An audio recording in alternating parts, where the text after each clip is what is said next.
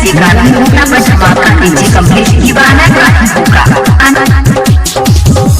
ले ले गौरा मजा खूब सुनो ए यारो, ले ले गौरा मजा खूब सुनो ए यारो, मिले ना अब आजादी हो, खैबा ना अब बरसाती हो, खैबा ना अब बरसाती हो, सुनो हो खता हमरो शादी हो, खैबा ना अब बरसाती हो, सुनो हो खता हमरो शादी हो, खैबा ना अब बरसाती हो, सुनो हो खता हमरो शादी हो।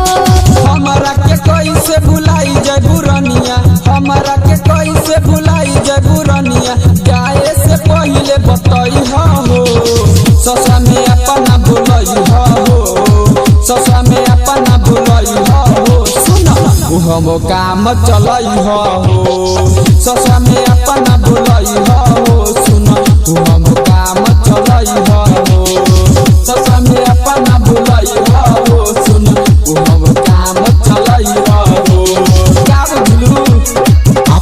आई लव यू कमलेश दीवाना।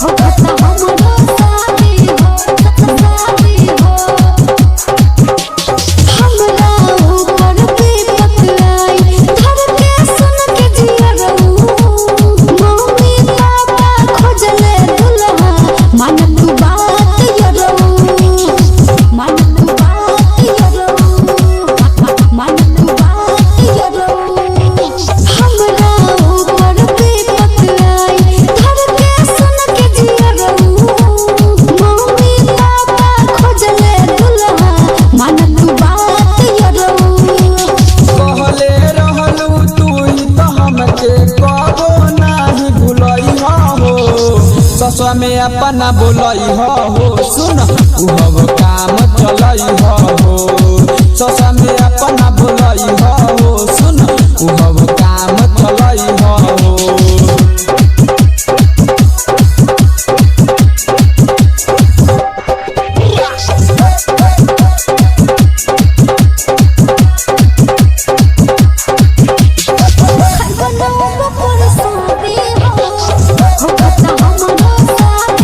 इलाका किसी का टूटा पर धमाका डीजे कमलेश दीवाना का होगा।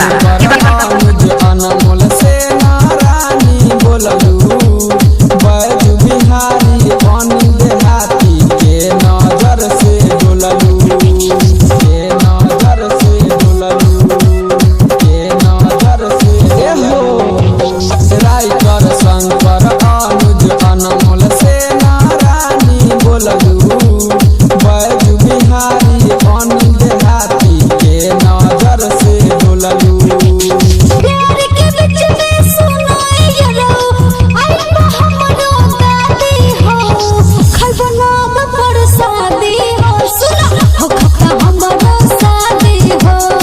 ससा में अपना बोलई हो, सुन हम काम चलई हो।